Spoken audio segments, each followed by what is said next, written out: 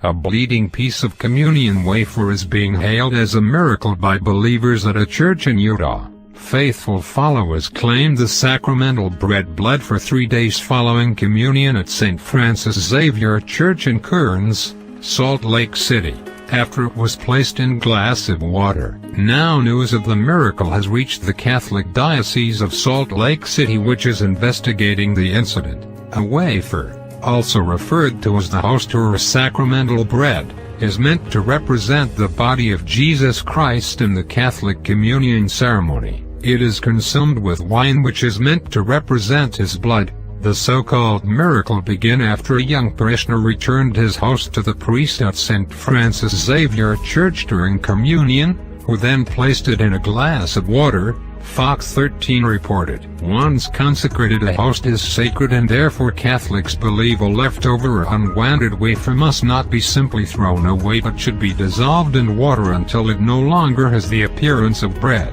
It can then be poured down a special sink which drains onto the ground rather than a sewer. However, on this occasion, the priest claims that not only did the thin wafer stay intact, it began to turn blood red. News quickly spread and believers from across the community began flocking to the church to see the miracle on display. The Catholic Diocese of Salt Lake City has now seized the host and is investigating the incident. There are no current plans to return the wafer to public display. Monsignor M. Francis Mannion, head of the committee, said, "Recently, reports of a bleeding host at St. Francis Xavier Church in Kearns have been circulating within the diocese.